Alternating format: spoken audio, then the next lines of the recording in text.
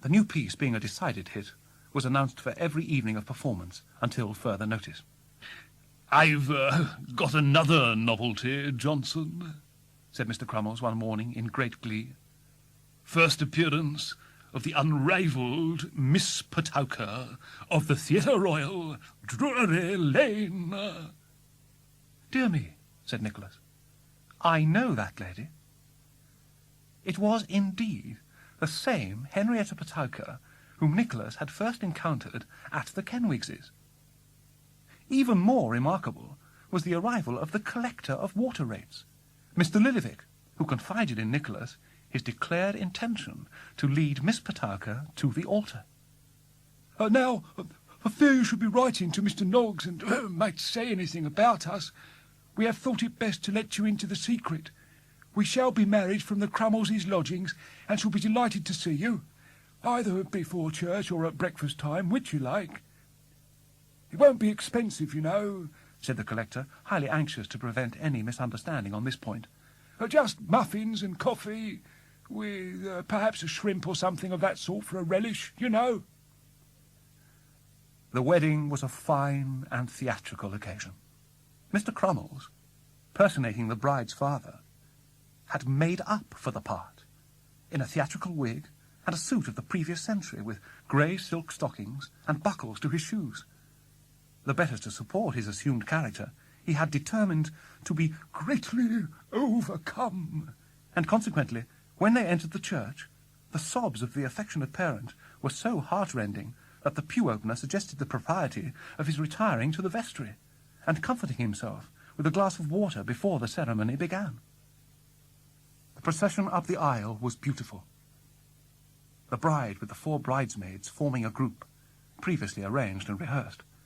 The collector, followed by his second, imitating his walk and gestures, to the indescribable amusement of some theatrical friends in the gallery. Mr. Crummles, with an infirm and feeble gait. Mrs. Crummles advancing with that stage walk which consists of a stride and stop alternately. It was the completest thing ever witnessed. "Now then," said Crummles, who had been assisting Mrs. Grudden in the preparations, which were on a more extensive scale than was quite agreeable to the collector. "Breakfast! Breakfast!" As there was no performance that night, Mr. Crummles declared his intention of keeping it up till everything to drink was disposed of, but Nicholas, having to play Romeo for the first time on the ensuing evening, contrived to slip away in the midst of a temporary confusion, occasioned by the unexpected development of strong symptoms of intoxication in the conduct of Mrs. Grudden. To this act of desertion he was led, not only by his own inclinations, but by his anxiety on account of Smike, who, having to sustain the character of the apothecary, had been as yet wholly unable to get any more of the part into his head than the general idea that he was very hungry, which, perhaps from old recollections, he had acquired with great aptitude. "I don't know what's to be done, Smike," said Nicholas, laying down the book. "I'm afraid you can't learn it, my poor fellow." "I'm afraid not," said Smike, shaking his head. "I think if you... but that would give you so much trouble." "What?" inquired Nicholas. "Never mind me. I think," said Smike, "if you were to keep saying it to me in little bits, over and over again, I should be able to recollect it from hearing you." "Do you think so?" exclaimed Nicholas.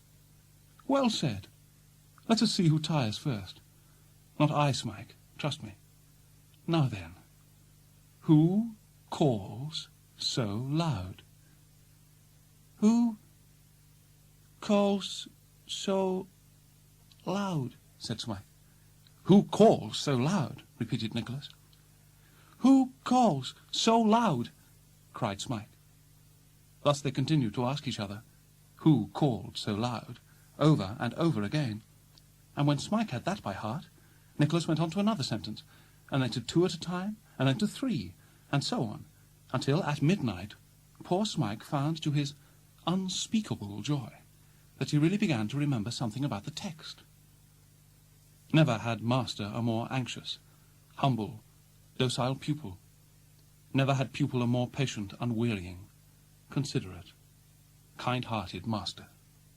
As soon as they were dressed, and at every interval when he was not upon the stage, Nicholas renewed his instructions. They prospered well. The Romeo was received with hearty plaudits and unbounded favour, and Smike was pronounced unanimously, alike by audience and actors, the very prince and prodigy of apothecaries. The unexpected success and favour with which his experiment at Portsmouth had been received induced Mr. Crummles to prolong his stay in that town for a fortnight beyond the period he had originally assigned for the duration of his visit, during which time Nicholas personated a vast variety of characters with undiminished success, and attracted so many people to the theatre who had never been seen there before, that a benefit was considered by the manager a very promising speculation. Nicholas assenting to the terms proposed, the benefit was had, and by it he realized no less a sum than £20. Possessed of this unexpected wealth, his first act was to enclose to honest John Browdie the amount of his friendly loan, which he accompanied with many expressions of gratitude and esteem, and many cordial wishes for his matrimonial happiness. To Newman Noggs he forwarded 1/2 of the sum he had realized, entreating him to take an opportunity of handing it to Kate in secret, and conveying to her the warmest assurances of his love and affection. He made no mention of the way in which he had employed himself, merely informing Newman that a letter addressed to him under his assumed name of Johnson, at the post office, Portsmouth, would readily find him, and entreating that worthy friend to write full particulars of the situation of his mother and sister, and an account of all the grand things that Ralph Nickleby had done for them since his departure from London. "You are out of spirit," said Smike, on the night after the letter had been dispatched. "Not I," rejoined Nicholas, with assumed gaiety, for the confession would have made the boy miserable all night. "I was thinking about my sister, Smike." "Sister? Shall I ever see your sister?" "To be sure," cried Nicholas. "We shall all be together one of these days, when we are rich, Smike." "How is it that you, who are so kind and good to me, have nobody to be kind to you?" asked Smike. "I cannot make that out." "Why, it is a long story," replied Nicholas, "and one you would have some difficulty in comprehending, I fear. I have an enemy. You understand what that is?" "Oh, yes, I understand that," said Smike. "Well, it is owing to him," returned Nicholas. "He is rich, and not so easily punished as your old enemy, Mr. Squeers. He is my uncle, but he is a villain, and he has done me wrong." "Has he, though?" asked Smike, bending eagerly forward. "What is his name? Tell me his name." "Ralph Nickleby." "Ralph Nickleby," repeated Smike. "Ralph, I'll get that name by heart." He muttered it over to himself some 20 times. With the post next morning came a letter from Newman Noggs, very inky, very short, very dirty, very small, and very mysterious, urging Nicholas to return to London instantly, not to lose an instant, and to be there that night if possible. Nicholas immediately took his hat and hurried away to the lodgings of Mr. Crummles. Mr. Crummles came down in a flannel gown and nightcap, and to him Nicholas briefly explained that circumstances had occurred which rendered it necessary for him to repair to London immediately. "So good-bye," said Nicholas. "Good-bye, good-bye." Smike had made good speed while Nicholas was absent, and with his help everything was soon ready for their departure. As they hurried up to the coach, which was now in the open street and all ready for starting, Nicholas was not a little astonished to find himself suddenly clutched in a close and violent embrace, which nearly took him off his legs. Nor was his amazement at all lessened by hearing the voice of Mr. Crummles exclaim, "It is he, my friend, my friend." "Bless my heart," cried Nicholas, struggling in the manager's arms. "What are you about?" The manager made no reply, but strained him to his breast again, exclaiming as he did so, "Farewell, my noble, my lion-hearted boy." In fact, Mr. Crummles, who could never lose an opportunity for professional display, had turned out for the express purpose of taking a public farewell of Nicholas. This Mr. Crummles did in the highest style of melodrama, pouring forth at the same time all the most dismal forms of farewell he could think of out of the stock pieces. Nor was this all, for the elder Master Crummles was going through a similar ceremony with Smike, while Master Percy Crummles, with a very little second-hand camlet cloak worn theatrically over his left shoulder, stood by in the attitude of an attendant officer, waiting to convey the two victims to the scaffold. The lookers-on laughed very heartily, and as it was as well to put a good face upon the matter, Nicholas laughed too, when he had succeeded in disengaging himself, and rescuing the astonished Smike, climbed up to the coach roof after him, and kissed his hand in honour of the absent Mrs. Crummles, as they rolled away. There was good reason prompting the summons which Newman Noggs had sent to Nicholas. Kate, rendered desperate by the persecution of Sir Mulberry Hawk and his associates, and the complicated difficulties and distresses which surrounded her, had appealed, as a last resource, to her uncle for protection.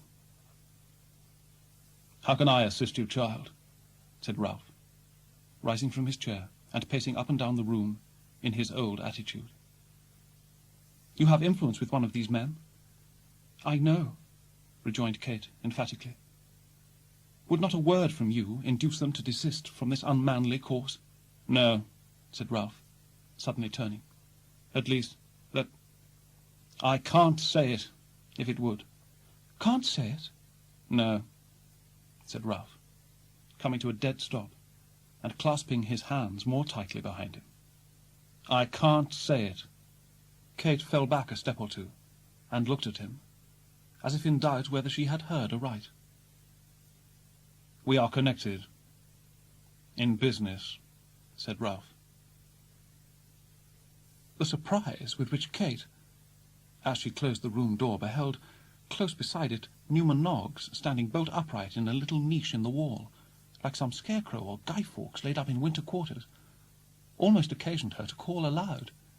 But, Newman laying a finger upon his lips, she had the presence of mind to refrain.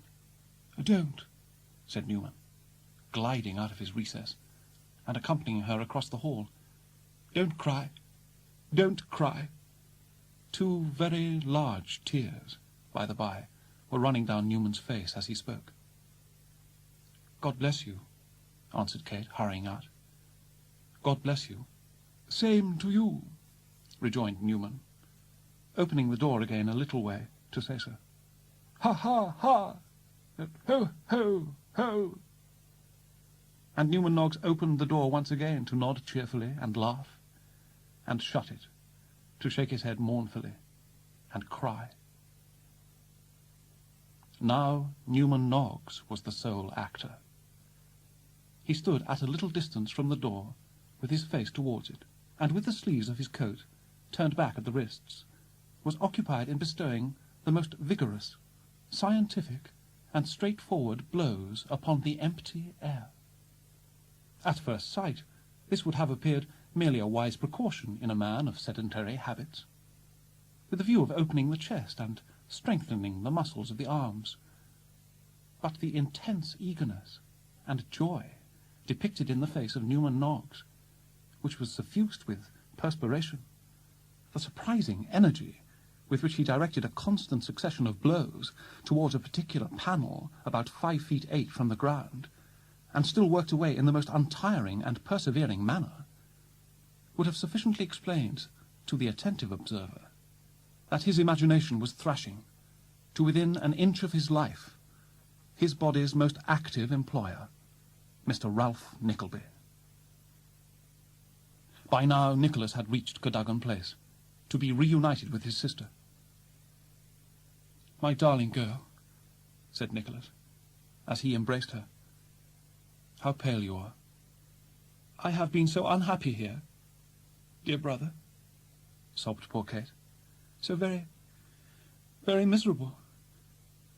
Do not leave me here, dear Nicholas, or I shall die of a broken heart." "I will leave you nowhere," answered Nicholas. "Never again, Kate." To the city they went accordingly, with all the speed the hackney coach could make. Now, Mrs. Nickleby, was not the sort of person to be told anything in a hurry, or rather to comprehend anything of peculiar delicacy or importance on a short notice. Wherefore, although the good lady had been subjected to a full hour's preparation by little Miss La Creevy, and was now addressed in most lucid terms both by Nicholas and his sister, she was in a state of singular bewilderment and confusion, and could by no means be made to comprehend the necessity of such hurried proceedings. "Why don't you ask your uncle, my dear Nicholas, what he can possibly mean by it?" said Mrs. Nickleby. "My dear mother," returned Nicholas, "the time for talking has gone by. There is but one step to take, and that is to cast him off with the scorn and indignation he deserves. Your own honour and good name demand that after the discovery of his vile proceedings, you should not be beholden to him 1 hour, even for the shelter of these bare walls." To be sure," said Mrs. Nickleby, crying bitterly. "He is a brute, a monster. I could never have believed it. Never." "Nor I, nor anybody else," said Nicholas. Mr. Ralph Nickleby's hatred of his nephew continued with no diminishing. Ralph was seen again with Mr. Squeers, who smarted still at the recollection of his treatment by Nicholas. "I am not to suppose," said Ralph, "that you are dolt enough to forgive, or forget very readily the violence that was committed upon you, or the exposure which accompanied it." "Devil a bit," replied Squeers, tartly. "Or to lose an opportunity of repaying it with interest, if you could get one," said Ralph. "Show me one, and try," rejoined Squeers. "Who is this boy that you took with him?" Squeers stated his name, Smike. "Was he young or old? Healthy or sickly? Tractable or rebellious? Speak out, man," retorted Ralph, quickly. "Why, he wasn't young," answered Squeers. "That is, not young for a boy, you know." "That is, he was not a boy at all, I suppose," interrupted Ralph. "Well, returned Squeers, briskly, as if he felt relieved by the suggestion, "he might have been nigh 20. He wouldn't seem so old, though, as to them that didn't know him, for he was a little wanting here," touching his forehead. "Nobody at home, you know, if you knocked ever so often." "And you did knock pretty often, I dare say," muttered Ralph. "Pretty well," returned Squeers, with a grin. "When you wrote to acknowledge the receipt of this trifle of money, as you call it," said Ralph, "you told me his friends had deserted him long ago, and that you had not the faintest clue or trace to tell you who he was. Is that the truth?" "It is, worst luck," replied Squeers. "It's 14 year ago, by the entry in my book, since a strange man brought him to my place one autumn night, and left him there, paying £5.5 for his first quarter in advance. He might have been 5 or 6 year old at that time. Not more." "What else do you know about him?" demanded Ralph. "Devilish little, I'm sorry to say," replied Squeers. "The money was paid for some 6 or 8 year, and then it stopped." The beginnings of another evil design were forming in the mind of Mr. Ralph Nickleby. Nicholas, meanwhile, having established his mother and sister again in the apartments of the kind-hearted miniature painter Miss La Creevy, turned his thoughts to poor Smike, who, after breakfasting with Newman Noggs, had remained in a disconsolate state, at that worthy creature's lodgings, waiting with much anxiety for further intelligence of his protector. "Come, Smike," said Nicholas on entering. "My errand is to take you home." "Why, here's a dismal face for ladies' company, my pretty sister, too, whom you have so often asked me about. Is this your Yorkshire gallantry? For shame, for shame." Smike brightened up and smiled. "When I talk of homes," pursued Nicholas, "I talk of mine, which is yours, of course." So saying, Nicholas took his companion by the arm, and saying a great deal more to the same purpose, and pointing out various things to amuse and interest him as they went along, led the way to Miss La Creevy's house. "And this, Kate," said Nicholas, entering the room where his sister sat alone, "this is the faithful friend and affectionate fellow-traveller whom I prepared you to receive." Poor Smike was bashful, and awkward, and frightened enough at first. But Kate advanced towards him so kindly, and said in such a sweet voice how anxious she had been to see him after all her brother had told her, that, in no time at all, Smike began to dote on her. "Mr. Smike is from Yorkshire, Nicholas, my dear?" said Mrs. Nickleby after dinner, and when she had been silent for some time. "Certainly, mother," replied Nicholas. "I see you have not forgotten his melancholy history." "Oh dear, no," cried Mrs. Nickleby. "Ah, melancholy indeed." "You don't happen, Mr. Smike, ever to have dined with the Grimbles of Grimble Hall? Somewhere in the North Riding, do you?" said the good lady, addressing herself to him. "A very proud man, Sir Thomas Grimble, with 6 grown-up and most lovely daughters, and the finest park in the county."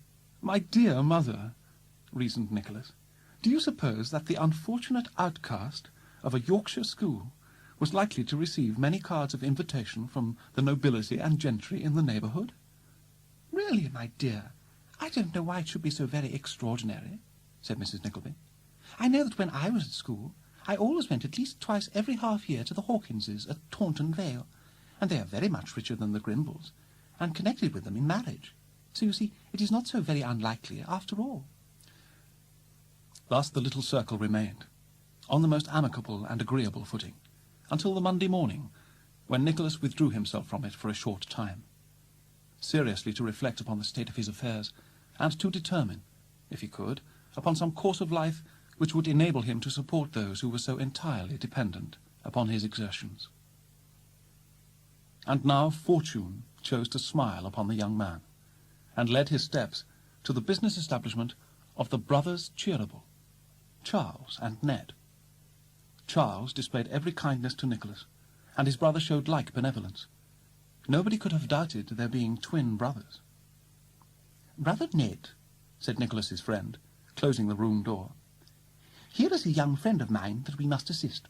We must make proper inquiries into his statements, in justice to him as well as to ourselves, and if they are confirmed, as I feel assured they will be, we must assist him, brother Ned."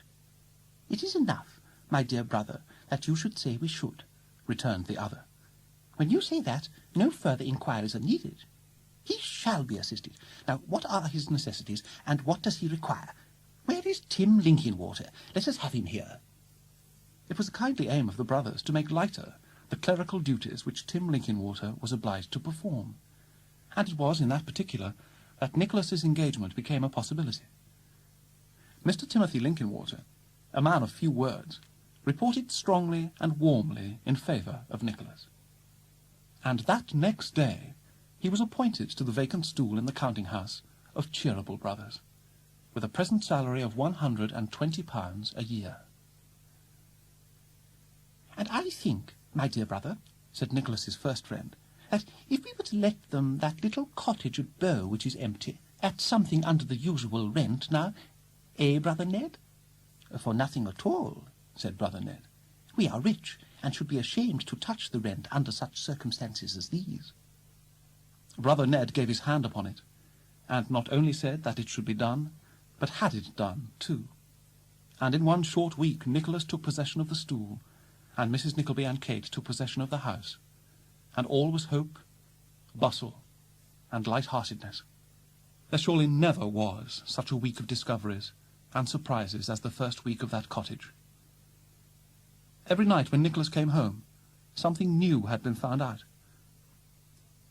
Mrs. Nickleby was curiously diverted by the attentions of the strange gentleman next door. "I have estates, ma'am," said the old gentleman, flourishing his right hand carelessly, as if he made very light of such matters, and speaking very fast. "Jewels, lighthouses, fish ponds, a whalery of my own in the North Sea, and several oyster beds of great profit in the Pacific Ocean. I am not a youth, ma'am, as you see, and although beings like you can never grow old, I venture to presume that we are fitted for each other. Be mine, be mine." His protestations, as Mrs. Nickleby later reported to her son, were made the more emphatic by a hail of cucumbers and vegetable marrows. "Confound his impudence," said Nicholas, firing immediately. "What does he mean by that?" "I don't think he means it impertinently at all," replied Mrs. Nickleby. What? Said Nicholas.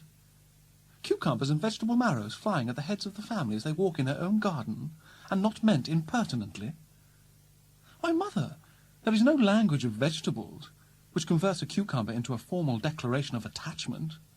My dear, replied Mrs. Nickleby, tossing her head and looking at the ashes in the grate, he has done and said all sorts of things.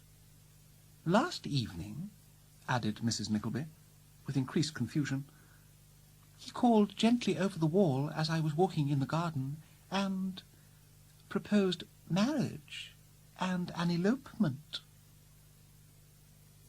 Nicholas continued to find favour in the eyes of the brothers Cheeryble and Mr. Timothy Linkinwater. But for Smike, there was a terrible misfortune to be faced. Walking one day in the street, he was suddenly hooked by the coat collar with an umbrella. Smike knew too well the voice of its owner.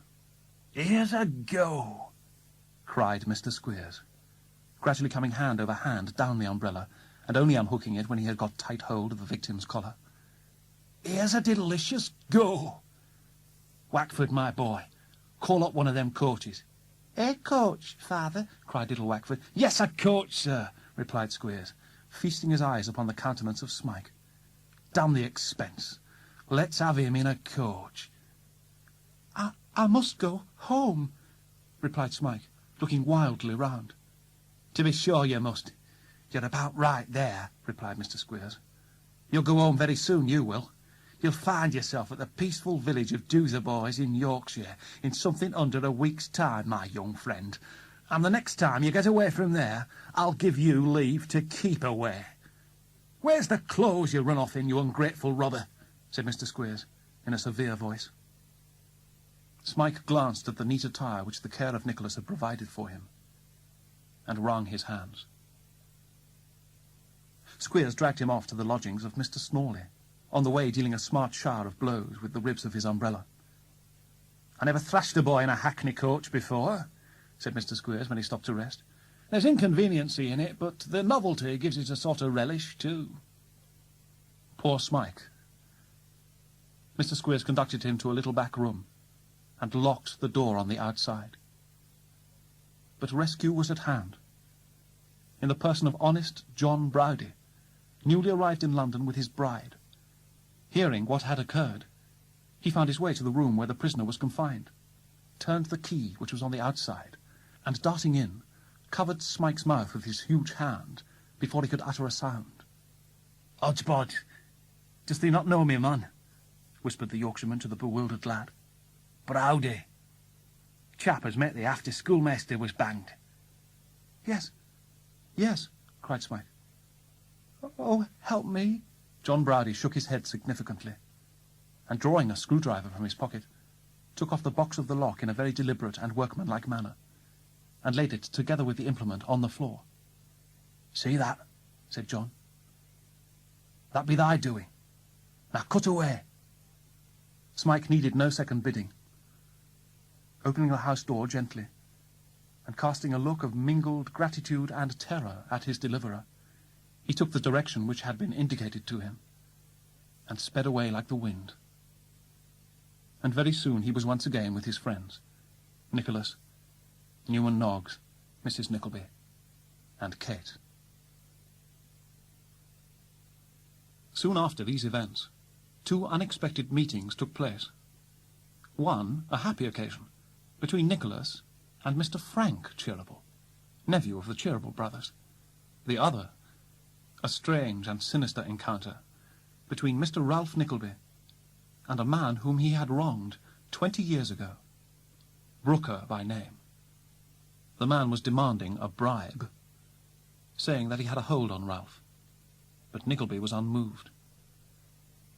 "I am reviled or threatened every day by one man or another," said Ralph, "but things roll on just the same, and I don't grow poorer either." "I neither revile nor threaten," rejoined the man. "I can tell you of what you have lost by my act, what I only can restore, and what, if I die without restoring, dies with me, and can never be regained." "I tell my money pretty accurately, and generally keep it in my own custody," said Ralph.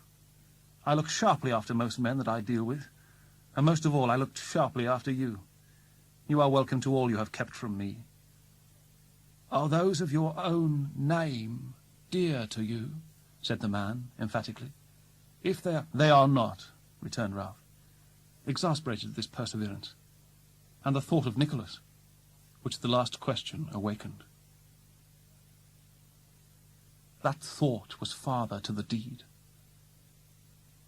And Nicholas and his friend John Browdie were startled by the appearance of Ralph, Mr. Squeers, and Mr. Snawley, the last named, claiming Smike as his son. You, sir, said Snawley, addressing the terrified Smike, are an unnatural, ungrateful, unlovable boy. You won't let me love you when I want to. Won't you come home? Won't you? No, no, no, cried Smike, shrinking back. He never loved nobody, bawled Squeers. He never loved me, he never loved Wackford, who is next door but one to a cherubim. How can you expect that he'll love his father? He'll never love his father, he won't. He don't know what it is to have a father. He don't understand it. It ain't in him. Squeers had actually begun to haul him out, when Nicholas, who until then had been evidently undecided how to act, took him by the collar, and shaking him so that such teeth as he had chattered in his head, politely escorted him to the room door, and thrusting him into the passage, shut it upon him. Now, said Nicholas to the other two, have the kindness to follow your friend. I want my son, said Snawley. Your son, replied Nicholas, chooses for himself. He chooses to remain here, and he shall. It is now time to speak briefly of two affairs of the heart. Frank Cheeryble had formed an attachment to Kate Nickleby, and Nicholas himself had fallen in love with the beautiful Madeline Bray. Both suits appeared hopeless. Madeline Bray was devoted to the support and maintenance, and was slave to every wish of her only parent, who had no other friend on earth. Mr. Bray, to his shame, was debtor to Ralph Nickleby. Nickleby, with an old friend, Mr. Arthur Gride, concerted a project which promised well for them both. The marriage of Madeline Bray to old Arthur Gride. Such was the proposal put to the old debtor. Mr. Bray, embarrassed by the intrusion of his daughter into the conversation with Gride and Nickleby, promised to return an answer within the week. The two departed. Do you think it's done? Inquired old Arthur, peering into his companion's face with half-closed eyes. I'm sure it's done, said Ralph. Oh, we may wait with confidence for this day week. But there can be no doubt that Ralph Nickleby's confidence would have been shaken had he known that the laying of the plot had been overheard by Newman Noggs in the closet. Noggs exclaimed to himself, I don't know who she may be, or what she may be, but I pity her with all my heart and soul. Gride and Nickleby? Good pair for a curricle. Oh, roguery, roguery, roguery. If the brothers Cheeryble, as they found Nicholas worthy of trust and confidence, bestowed upon him every day some new and substantial mark of kindness, they were not less mindful of those who depended upon him. Mr. Nickleby, said brother Charles, calling him aside and taking him kindly by the hand, I am anxious, my dear sir, to see that you are properly and comfortably settled in the cottage. We cannot allow those who serve us well to labour under any privation or discomfort that it is in our power to remove. I wish, too, to see your mother and sister, to know them, Mr. Nickleby, and have an opportunity of relieving their minds by assuring them that any trifling service we have been able to do them is a great deal more than repaid by the zeal and ardour you display. No, not a word, my dear sir, I beg.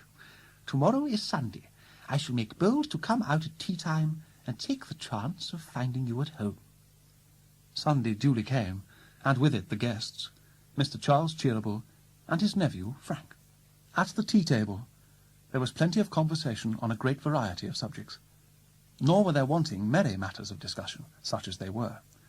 For young Mr. Cheerable's recent stay in Germany happening to be alluded to, old Mr. Cheerable informed the company that the aforesaid young Mr. Cheerable was suspected to have fallen deeply in love with the daughter of a certain German burgomaster. This accusation young Mr. Cheerable most indignantly repelled, upon which Mrs. Nickleby slyly remarked that she suspected, from the very warmth of the denial, there must be something in it. There was a quiet mirth about the little supper, which harmonized exactly with this tone of feeling, and at length the two gentlemen took their leave. There was one circumstance in the leave-taking which occasioned a vast deal of smiling and pleasantry, and that was that Mr. Frank Cheerable offered his hand to Kate twice over, quite forgetting that he had bade her adieu already. This was held by the elder Mr. Cheerable to be a convincing proof that he was thinking of his German flame, and the jest occasioned immense laughter. So easy it is to move light hearts.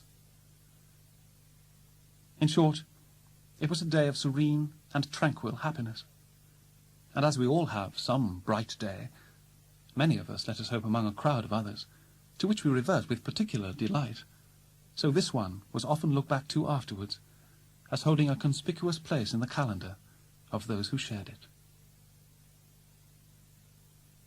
While Nicholas, absorbed in the one engrossing subject of interest which had recently opened upon him, occupied his leisure hours with thoughts of Madeline Bray, and, in execution of the commissions which the anxiety of brother Charles in her behalf imposed upon him, saw her again and again, and each time with greater danger to his peace of mind, and a more weakening effect upon the lofty resolutions he had formed, Mrs. Nickleby and Kate continued to live in peace and quiet, agitated by no other cares than those which were connected with certain harassing proceedings taken by Mr. Snawley for the recovery of his son, and their anxiety for Smike himself, whose health, long upon the wane, began to be so much affected by apprehension and uncertainty as sometimes to occasion both them and Nicholas considerable uneasiness and even alarm.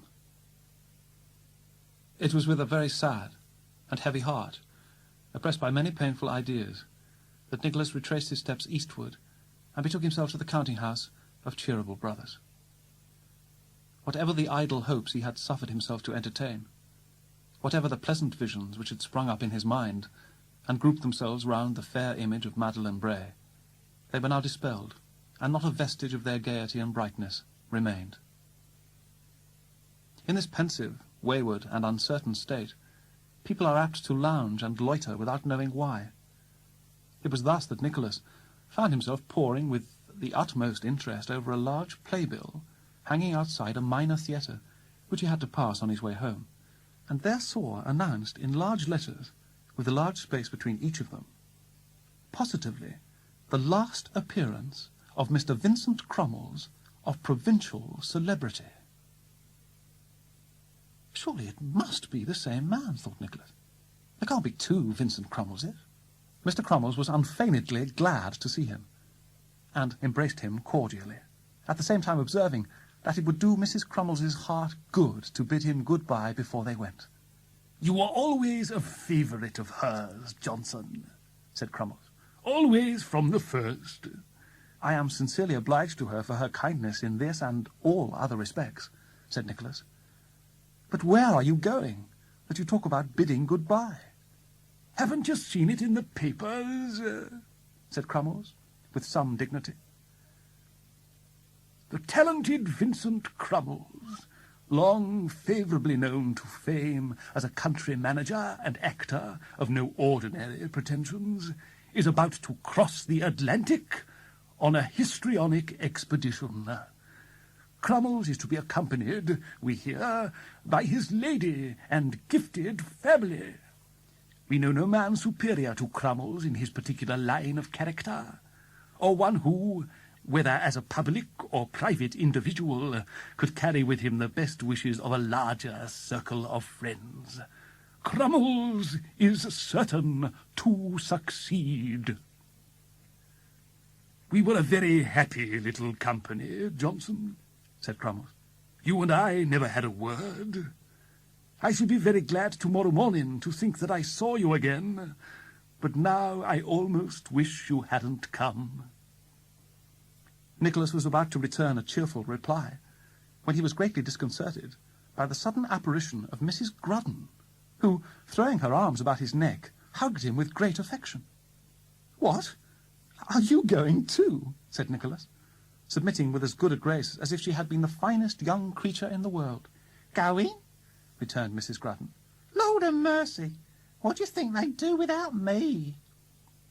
Nicholas submitted to another hug, with even a better grace than before, if that were possible, and waving his hat as cheerfully as he could, took farewell of the Vincent Crummelses.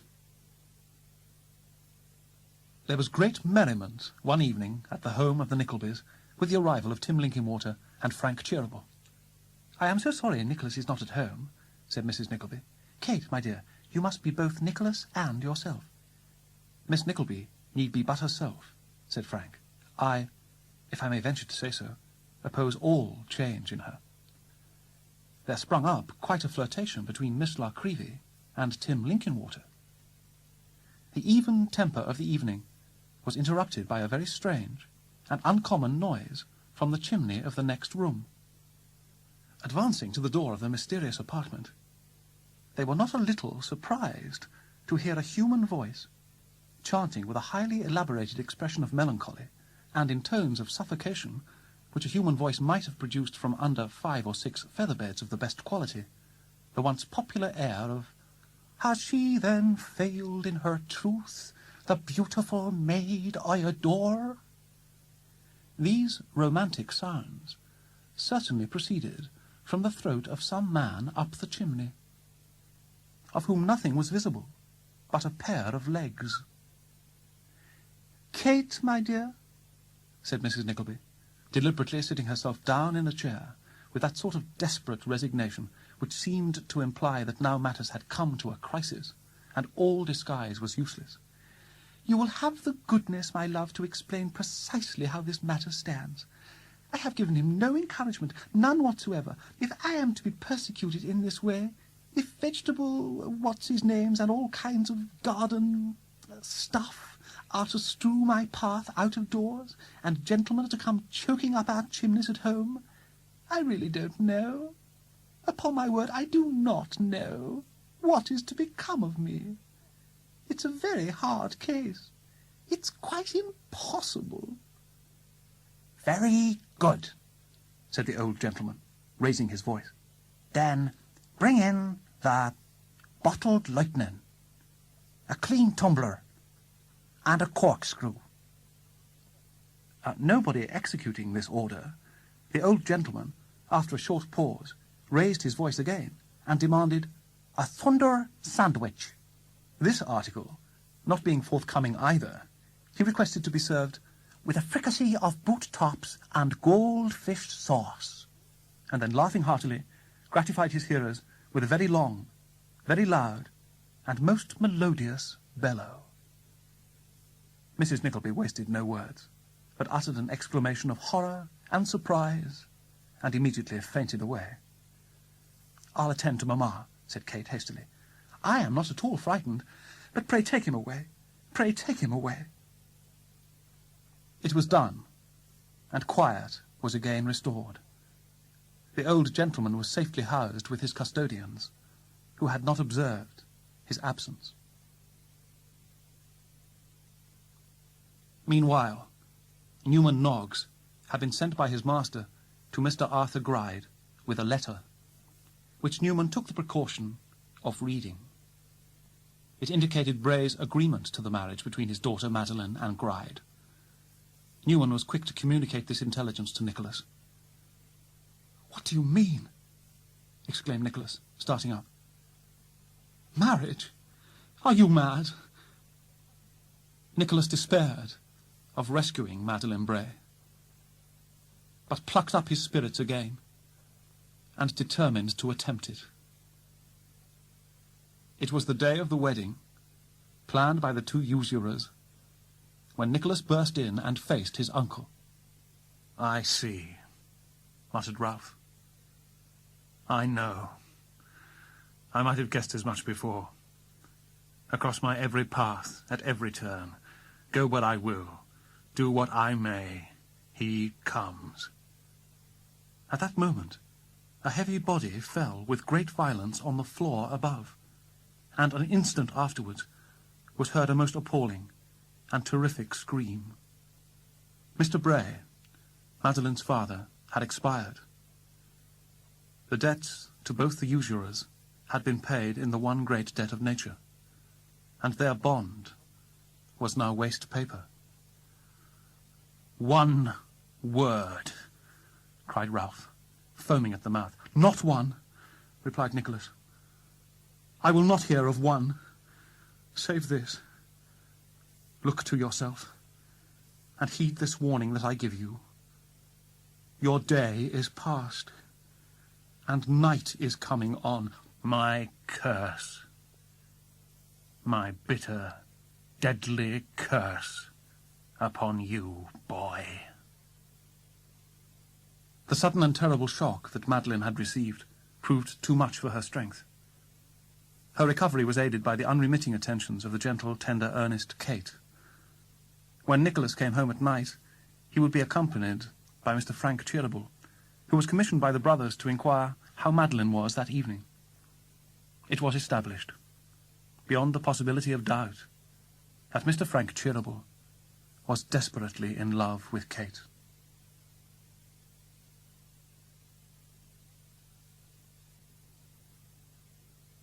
Smike became alarmingly ill, so reduced and exhausted that he could scarcely move from room to room without assistance, and so worn and emaciated that it was painful to look upon him. Nicholas was warned, by the same medical authority to whom he had at first appealed, that the last chance and hope of his life depended on his being instantly removed from London.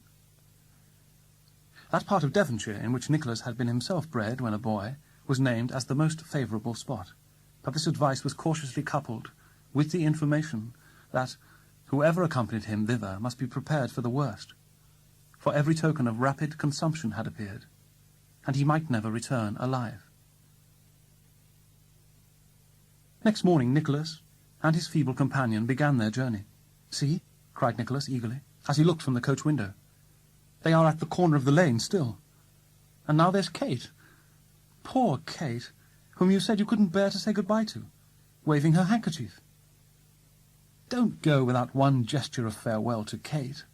"I cannot make it," cried his trembling companion, falling back into his seat and covering his eyes.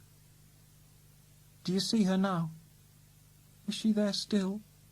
"Yes, yes," said Nicholas earnestly. "There, she waves her hand again. I have answered it for you. And now they are out of sight. Do not give way so bitterly, dear friend, do not. You will meet them all again." He whom he thus encouraged raised his withered hands and clasped them fervently together. "In heaven. I humbly pray to God. In heaven." It sounded like the prayer of a broken heart. Mr. Ralph Nickleby, baffled by his nephew in his late design, hatched a scheme of retaliation, in which scheme he enlisted the aid of Mr. Squeers, to procure for him a deed of property in favour of Madeline Bray, which deed, if it ever became known to her, would make her husband, and Ralph represented that Nicholas was certain to marry her, a rich and prosperous man. Squeers, shaking his head, Ralph accompanied him to the street door, and audibly wondering, for the edification of Newman, why it was fastened as if it were night, let him in and Squeers out, and returned to his own room. "Now," he muttered doggedly, "come what come may. For the present I am firm and unshaken. Let me but retrieve this one small portion of my loss and disgrace. Let me but defeat him in this one hope, dear to his heart as I know it must be. Let me but do this, and it shall be the first link in such a chain which I will wind about him, as never man forged yet. Mr. Nickleby's auxiliary went about his work, which took him to an obscure court near Lambeth, and to a Mrs. Peg Sliderskew. "Well, my Slider," said Mr. Squeers. "is that you?" inquired Peg. "Aye, it's me. And me's the first person singular, nominative case agreeing with the verb it's, and governed by Squeers, understood, as a acorn, a hour. But when the H is sounded, the A only is to be used as a hand, a heart, a highway," replied Mr. Squeers, quoting at random from the grammar. "At least, if it isn't, you don't know any better. And if it is, I've done it accidentally." Squeers had come to look over some documents that Peg had in a small deal box. What he could not know was that his business was at that moment being overlooked by two stealthy comers, Frank Cheeryble the one, and Newman Noggs the other. "Here you are," said Squeers. "Bonds. Take care of them. Warrant of attorney, take care of that. 2 cognovits, take care of them. Lease and release, burn that. Madeline Bray, come of age or marry. The said Madeline. Here, burn that."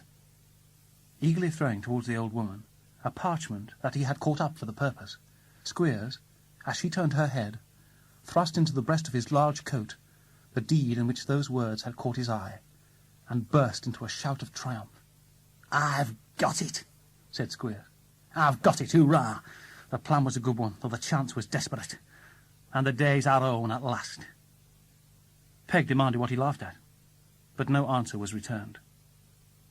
Newman Noggs had been restrained for too long by Frank, and the bellows he had carried with him descended heavily and with unerring aim on the very centre of Mr. Squeers's head, felling him to the floor and stretching him on it, flat and senseless. Nicholas and Smike had procured a humble lodging in a small farmhouse, surrounded by meadows, where Nicholas had often revelled when a child, with a troop of merry schoolfellows, and here they took up their rest. At first, Smike was strong enough to walk about for short distances at a time, with no other support or aid than that which Nicholas could afford him. At this time, nothing appeared to interest him so much as visiting those places which had been most familiar to his friend in bygone days. In a fortnight's time, he became too ill to move about. There was an old couch in the house, which was his favourite resting place by day. When the sun shone, and the weather was warm, Nicholas had this wheeled into a little orchard which was close at hand, and his charge being well wrapped up and carried out to it, they used to sit there sometimes for hours together. It was on one of these occasions that a circumstance took place, which Nicholas at the time thoroughly believed to be the mere delusion of an imagination affected by disease, but which he had afterwards too good reason to know was of real and actual occurrence. He had brought Smike out in his arms. Poor fellow, a child might have carried him then, to see the sunset, and having arranged his couch, had taken his seat beside it. He had been watching the whole of the night before, and being greatly fatigued both in mind and body, gradually fell asleep. He could not have closed his eyes 5 minutes, when he was awakened by a scream, and starting up in that kind of terror which affects a person suddenly roused, saw to his great astonishment that his charge had struggled into a sitting posture, and with his eyes almost starting from their sockets, the cold dew standing on his forehead, and in a fit of trembling which quite convulsed his frame, was shrieking to him for help. "Good heavens, what is this?" cried Nicholas, bending over him. "Be calm. You have been dreaming." "No, no, no," cried Smike, clinging to him. "Hold me tight. Don't let me go. There, behind the tree." "This is nothing but your fancy," he said, as he strove to compose him. "Nothing else, indeed." "I know better. I saw as plain as I see now," was the answer. "Oh, Say you'll keep me with you. Swear you won't leave me for an instant." "Do I ever leave you?" returned Nicholas. "Lie down again, now. There. You see, I am here. Now tell me, what was it?" "Do you remember?" said Smike in a low voice, and glancing fearfully round. "Do you remember my telling you of the man who first took me to the school?" "Yes, surely." "I raised my eyes just now towards that tree, that one with a thick trunk, and there, with his eyes fixed on me, he stood." And now Nicholas began to see that hope was gone, and that upon the partner of his poverty and the sharer of his better fortune, the world was closing fast. There was little pain, little uneasiness, but there was no rallying, no effort, no struggle for life. He was worn and wasted to the last degree. His voice had sunk so low that he could scarce be heard to speak. Nature was thoroughly exhausted, and he had lain him down to die. On a fine, mild autumn day, when all was tranquil and at peace, when the soft, sweet air crept in at the open window of the quiet room, and not a sound was heard but the gentle rustling of the leaves, Nicholas sat in his old place by the bedside, and knew that the time was nearly come. As Nicholas watched, the closed eyes opened, and on the pale face there came a placid smile. "That's well," said Nicholas. "The sleep has done you good." "I have had such pleasant dreams," was the answer. "Such pleasant, happy dreams." "Of what?" said Nicholas. The dying boy turned towards him, and putting his arm about his neck, made answer. "I shall soon be there." After a short silence, he spoke again. "I'm not afraid to die," he said. "I am quite contented. I almost think that if I could rise from this bed quite well, I would not wish to do so now. You have so often told me we shall meet again, so very often lately, and now I feel the truth of that so strongly that I can even bear to part from you." "You say well," returned Nicholas at length, "and comfort me very much, dear fellow. Let me hear you say you are happy, if you can." "I must tell you something first. I should not have a secret from you." He drew his friend closer to him. "You will forgive me. I could not help it, but though I would have died to make her happy, it broke my heart to see. I know he loves her dearly. Oh, who could find that out as soon as I?" The words which followed were feebly and faintly uttered, and broken by long pauses. But from them Nicholas learned, for the first time, that the dying boy, with all the ardour of a nature concentrated on one absorbing, hopeless, secret passion, loved his sister Kate. Smike had procured a lock of her hair, which hung at his breast, folded in one or two slight ribbons she had worn. He prayed that when he was dead, Nicholas would take it off, so that no eyes but his might see it, and that when he was laid in his coffin, and about to be placed in the earth, he would hang it round his neck again, that it might rest with him in the grave. Upon his knees Nicholas gave him this pledge. They embraced, and kissed each other on the cheek. "Now," he murmured. I am happy. He fell into a slight slumber, and waking, smiled as before. Then spoke of beautiful gardens, which he said stretched out before him, and were filled with figures of men and women, and many children, all with light upon their faces. Then whispered that it was Eden,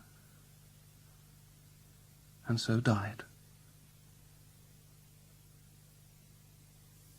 Mr. Ralph Nickleby was in the worst of spirits, unable to see Squeers or Snawley, and turned away from the door by Gride. Mr. Nickleby set his face towards the city, determined to brazen things out. He went straight to the house of business of the brothers Cheerable, where he found Tim Linkinwater. "My name's Nickleby," said Ralph. "Tell Mr. Charles I want to see him." "You shall see," said Tim, getting off his stool with great agility. "You shall see not only Mr. Charles, but Mr. Ned likewise." Ralph sat before them with folded arms, with the air of being really an injured man. He was ready to face out the very worst. "Very well, sir," said Brother Charles. "Very well. Brother Ned, will you ring the bell?" The bell was rung. The room door opened. A man came in with a halting walk. And looking round, Ralph's eyes met those of Newman Noggs. From that moment his heart began to fail him. "This is a good beginning," he said bitterly. "To tamper with a fellow like this, who would sell his soul if he had one for drink, and whose every word is a lie. What men are safe if this is done? Oh, this is a good beginning." "I will speak," cried Newman, standing on tiptoe to look over Tim's head, who had interposed to prevent him. "Hello, you, sir. Here, you, Nickleby. Don't pretend not to mind me. It won't do. I know better. You were talking of tampering just now, But who tampered with Yorkshire schoolmasters? And, while they sent the drudge out that he shouldn't overhear, forgot that such caution might render him suspicious, and that he might watch his master out at nights, and might set other eyes to watch the schoolmaster besides? Who tampered with a selfish father, urging him to sell his daughter to old Arthur Gride, and tampered with Gride too, and did so in the little office, with a closet in the room? It was all out now. Newman Noggs and Frank Cheerable had unearthed the extent of Ralph's plots. Mr. Squeers had been taken into custody, with a stolen deed in his possession, and remanded for a week. Snawley had declared the whole tale concerning Smike to be a fiction and forgery, and had implicated Ralph Nickleby to the fullest extent. Brother Charles addressed Mr. Nickleby. "It is not in my power, or in the power of my brother Ned, to save you from the consequences. The utmost we can do is to warn you in time, and to give you an opportunity of escaping them. We entreat you to retire from London, to take shelter in some place where you will be safe from the consequences of these wicked designs, and where you may have time, sir, to atone for them, and to become a better man." "And do you think," returned Ralph, rising, with the sneer of a devil, "and do you think that you will so easily crush me? You have not the man to deal with that you think. Try me, and remember that I spit upon your fair words and false dealings, and dare you, provoke you, taunt you, to do to me the very worst that you can." Thus they parted for that time. But the worst had not come yet. Instead of going home, Ralph threw himself into the first street cabriolet that he could find, and directing the driver towards the police office of the district in which Mr. Squeers's misfortunes had occurred. "What document was it that you had?" asked Ralph. "What document? Why, the document," replied Squeers. "The Madeline what's-her-name one. It was a will, that's what it was. Of what nature? Whose will? When dated? How benefiting her? To what extent? Asked Ralph, hurriedly. A will in her favour. That's all I know, rejoined Squeers. And that's more than you'd have known if you'd had them bellows on your head. It's all owing to your precious caution that they got hold of it. If you had let me burn it, and take my word that it was gone, it would have been a heap of ashes behind the fire, instead of being whole and sound inside of my greatcoat. Beaten at every point, muttered Ralph, gnawing his fingers. Ah, sighed Squeers, who between the brandy and water and his broken head wandered strangely. At the delightful village of Dotheboys, near Abridge in Yorkshire, youth are boarded, clothed, booked, washed, furnished with pocket money, provided with all necessaries, instructed in all languages, living and dead, mathematics, orthography, geometry, astronomy, trigonometry. This is an altered state of trigonomics. This is A, double L, all, everything, a cobbler's weapon. U, P, up, adjective, not down. SQUEERS, squeers, noun substantive, a educator of youth. Total, all up with squeers.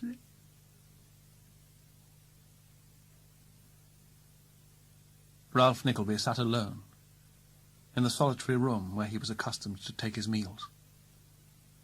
His plots were beginning to fail, and doubts and dangers to assail him. Mr. Charles Cheeryble had said enough to put him ill at ease, when he had remarked, "What you are, Mr. Nickleby, I will not say, but what you have done, I know." Ralph's vague anxiety and alarm increased as time passed. Suddenly there was an interruption. "Mr. Nickleby, there is terrible news for you, and I am sent to beg you will come with me directly," said a voice he seemed to recognize. He held his hand above his eyes, and looking out, saw Tim Linkinwater on the steps. "Come? Where?" demanded Ralph. "To our house, where you came this morning. I have a coach here." A profound silence was observed during the ride. Arrived at their place of destination, Ralph followed his conductor into the house, and into a room where the two brothers were. The room was old and large, very imperfectly lighted, and terminated in a bay window, about which hung some heavy drapery. Casting his eyes in this direction as he spoke, he thought he made out the dusky figure of a man, and was confirmed in this impression by seeing that the object moved, as if uneasy under his scrutiny. "Who's that yonder?" he said. "One who has conveyed to us, within these 2 hours, the intelligence which caused our sending to you," replied Brother Charles. "You take me for your nephew," said a hollow, dejected voice. "It would be better for you, and for me too, if I were he indeed." The figure that he had seen so dimly rose and came slowly down. He started back, for he found that he confronted not Nicholas as he had supposed, but Brooker. Ralph had no reason that he knew to fear this man. He had never feared him before. "What does this fellow here? Do you know he is a convict? A felon? A common thief?" "Hear what he has to tell you. Oh, Mr. Nickleby, hear what he has to tell you, be he what he may," cried the brothers, with such emphatic earnestness that Ralph turned to them in wonder. They pointed to Brooker, and Ralph again gazed at him, as it seemed, mechanically. "That boy," said the man, "that these gentlemen have been talking of, Smike. That boy, repeated Ralph, looking vacantly at him. Smike, whom I saw stretched dead and cold upon his bed, and who is now in his grave. Who is now in his grave, echoed Ralph, like one who talks in his sleep. The man raised his eyes and clasped his hands solemnly together. Was your only son? So help me God in heaven. In the midst of a dead silence, Ralph pressed his two hands upon his temples. He removed them after a minute, and never was there seen part of a living man, undisfigured by any wound, such a ghastly face as he then disclosed. The rest of Brooker's story was quickly told, of how Ralph had made a secret marriage, in fear of his wife's being disinherited, of the birth of a son to them, a son who was put out to nurse a long way off, of the wife's elopement with a younger man. He went on from this point, in a still more humble tone, and spoke in a very low voice, pointing to Ralph as he resumed. He had used me ill, cruelly. I reminded him in what, not long ago when I met him in the street, and I hated him.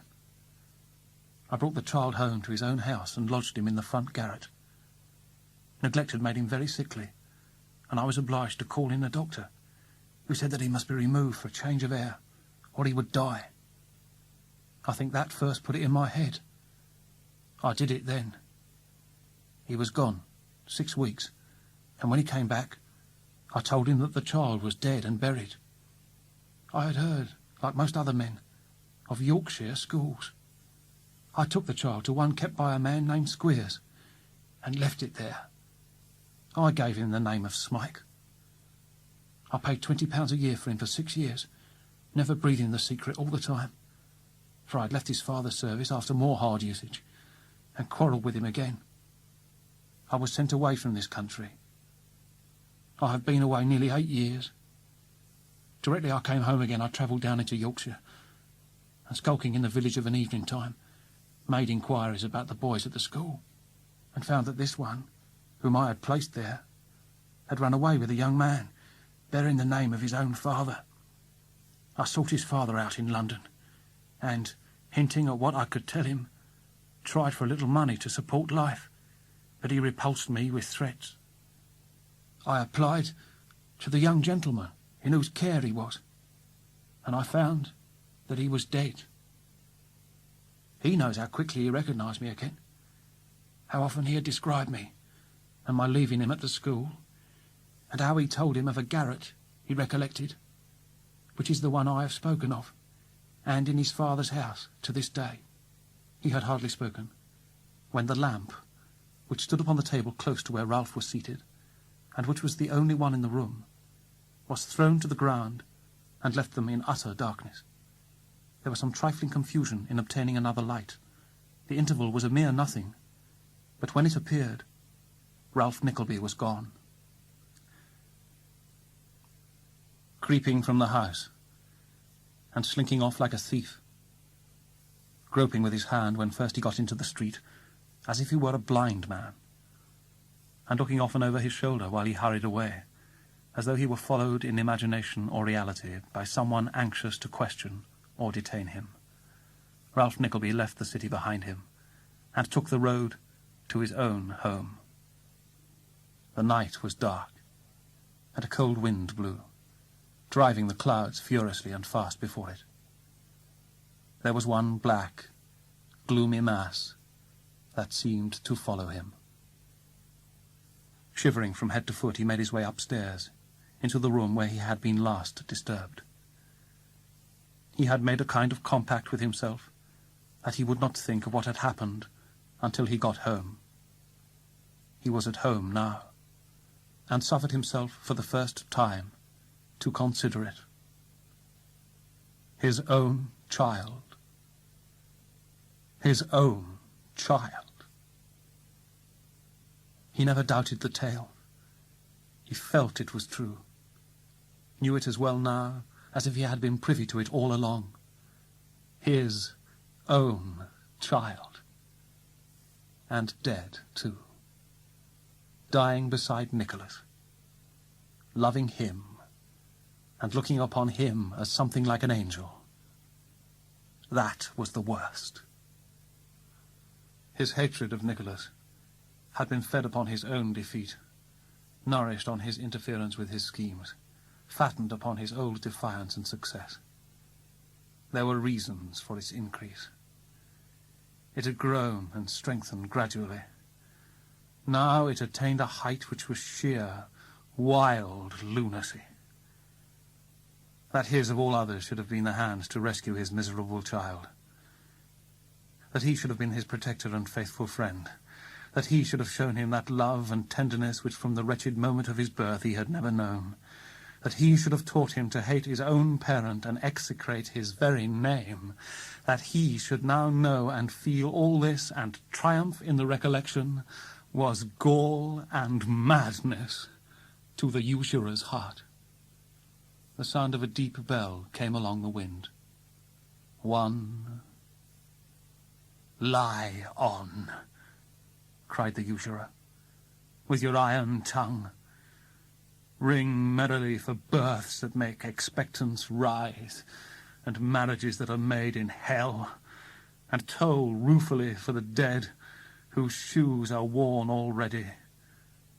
Call men to prayers who are godly because not found out, and ring chimes for the coming in of every year that brings this cursed world nearer to its end. No bell or book for me. Throw me on a dunghill, and let me rot there to infect the air." With a wild look around, in which frenzy, hatred, and despair were horribly mingled, he shook his clenched hand at the sky above him, which was still dark and threatening, and closed the window. The rain and hail pattered against the glass. The chimneys quaked and rocked. The crazy casement rattled with the wind, as though an impatient hand inside was striving to burst it open. But no hand was there, and it opened no more. In the morning, certain gentlemen came to seek Mr. Ralph Nickleby. Receiving no answer to their knocking, they entered the house and looked into all the rooms below, opening the shutters as they went to admit the fading light, and still finding nobody, and everything quiet and in its place, doubted whether they should go further. One man, however, remarking that they had not yet been into the garret, and that it was there that he had last been seen, they agreed to look there too, and went up softly, for the mystery and silence made them timid. After they had stood for an instant on the landing, eyeing each other, he who had proposed their carrying the search so far turned the handle of the door, and pushing it open looked through the chink, and fell back directly. "It's very odd," he whispered. "He's hiding behind the door. Look." They pressed forward to see. But one among them, thrusting the others aside, with a loud exclamation, drew a clasp knife from his pocket, and dashing into the room, cut down the body. Ralph had torn a rope from one of the old trunks, and hanged himself on an iron hook immediately below the trap-door in the ceiling, in the very place to which the eyes of his son, a lonely, desolate little creature, had so often been directed in childish terror 14 years before. Some weeks had passed, and the first shock of these events had subsided. Madeline had been removed, Frank had been absent, and Nicholas and Kate had begun to try in good earnest to stifle their own regrets, and to live for each other and for their mother, who, poor lady, could in no wise be reconciled to this dull and altered state of affairs.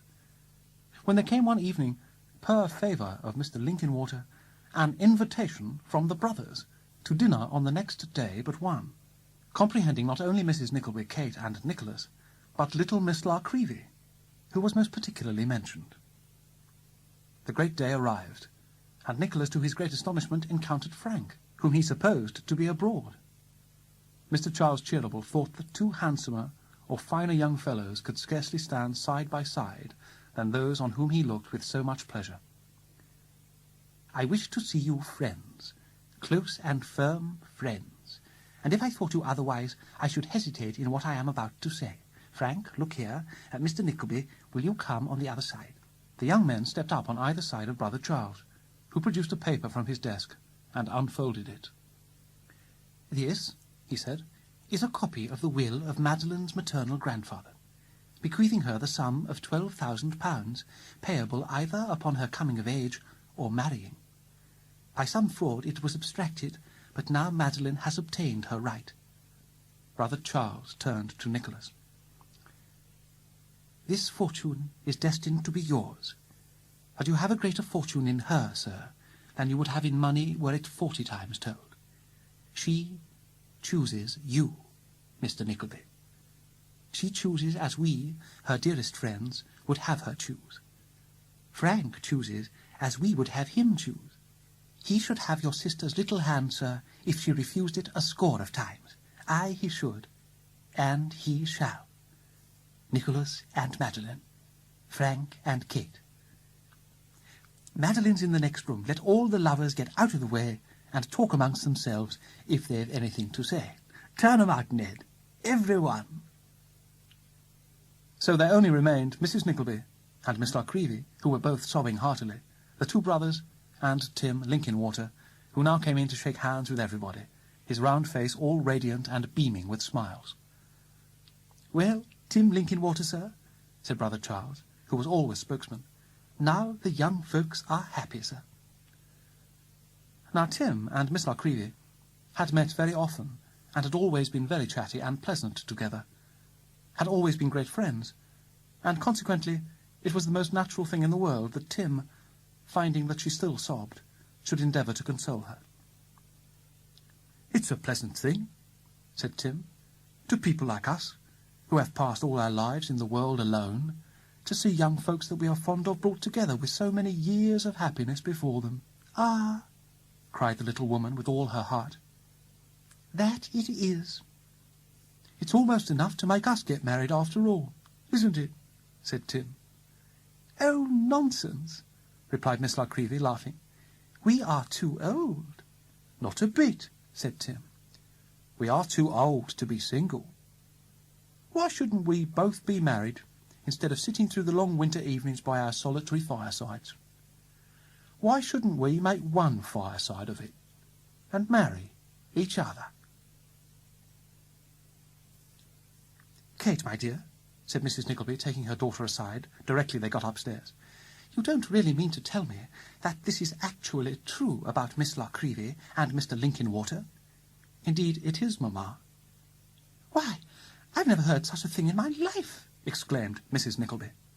"Mr. Linkinwater is a most excellent creature," reasoned Kate, "and for his age, quite young still." "For his age, my dear," returned Mrs. Nickleby, "yes. Nobody says anything against him, except I think he is the weakest and most foolish man I ever knew. It's her age I speak of.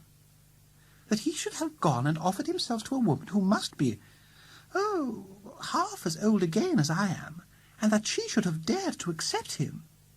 It don't signify, Kate. I'm disgusted with her." Nicholas was one of those whose joy is incomplete unless it is shared by the friends of adverse and less fortunate days. Surrounded by every fascination of love and hope, his warm heart yearned towards plain John Browdie. He remembered their first meeting with a smile, and their second with a tear. Saw poor Smike, once again with the bundle on his shoulder, trudging patiently by his side, and heard the honest Yorkshireman's rough words of encouragement as he left them on the road to London. Thus it was that between 7 and 8 o'clock one evening, he and Kate found themselves in the Saracen's Head booking office, securing a place to Greta Bridge by the next morning's coach. He slept at the inn at Greta Bridge on the night of his arrival, and rising at a very early hour next morning, walked to the market town and inquired for John Browdie's house. Once arrived, and warmly welcomed by John Browdie and his wife, Nicholas told them all. "I'll tell you what, though," said John, seriously, when a great deal had been said on both sides. "To return to schoolmaster, if this news about him has reached school today, the old woman won't have a whole bone in her body, nor Fanny neither.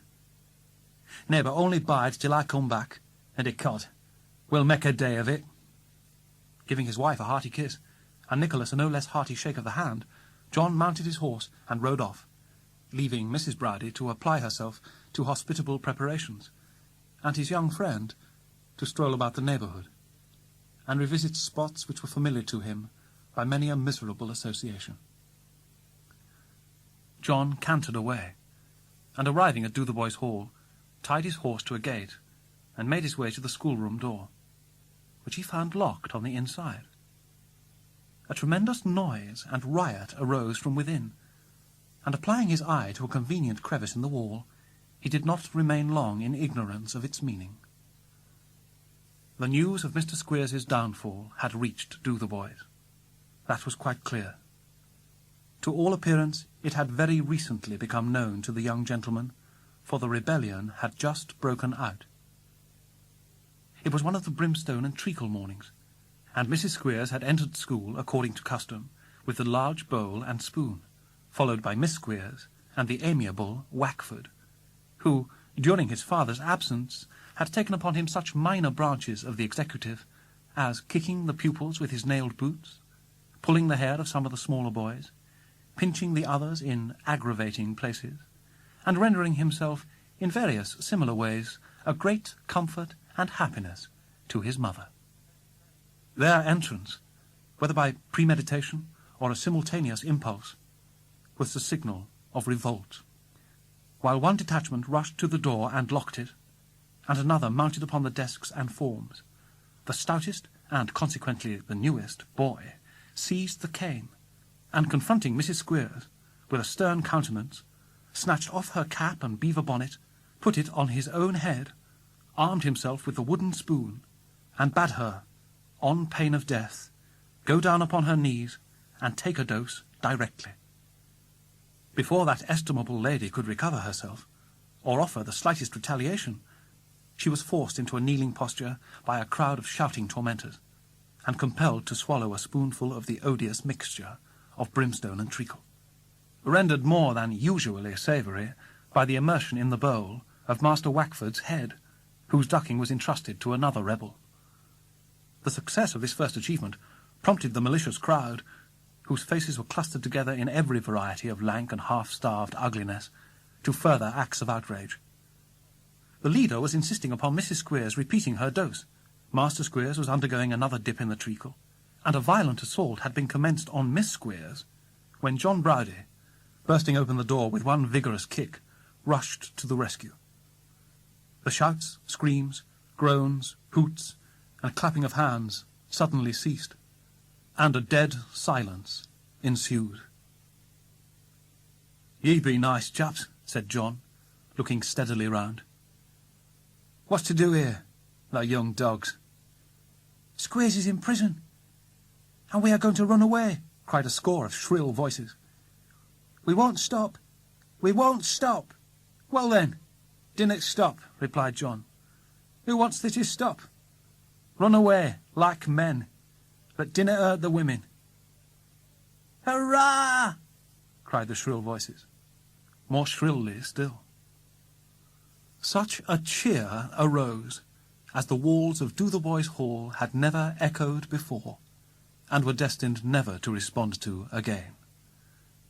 When the sound had died away, the school was empty, and of the busy, noisy crowd which had peopled it but 5 minutes before, not one remained, and in course of time, Dotheboys Hall and its last breaking up began to be forgotten by the neighbours, or to be only spoken of as among the things that had been.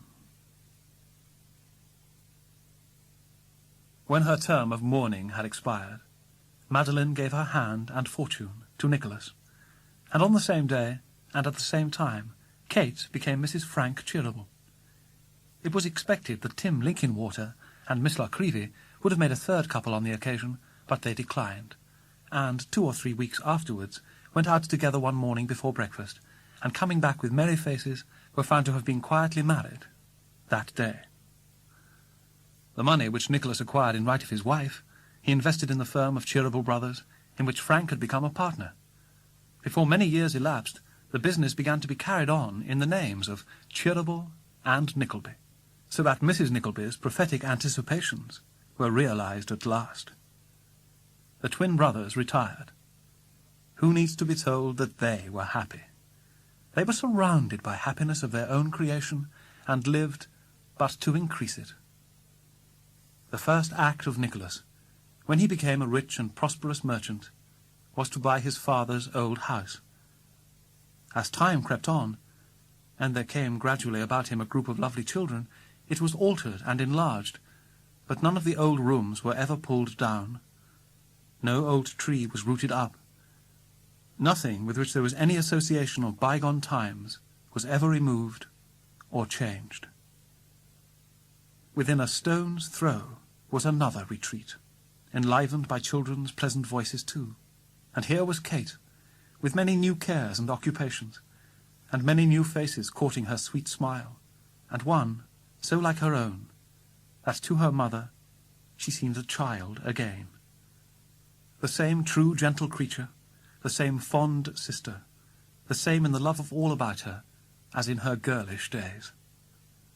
Mrs. Nickleby lived sometimes with her daughter, and sometimes with her son, accompanying one or other of them to London at those periods when the cares of business obliged both families to reside there, and always preserving a great appearance of dignity, and relating her experiences, especially on points connected with management and bringing up of children, with much solemnity and importance. There was one grey-haired, quiet, harmless gentleman, who, winter and summer, lived in a little cottage hard by Nicholas's house, and when he was not there, assumed the superintendence of affairs. His chief pleasure and delight was in the children, with whom he was a child himself and master of the revels. The little people could do nothing without dear Newman Noggs. The grass was green above Smike's grave, and trodden by feet so small and light that not a daisy drooped its head beneath their pressure.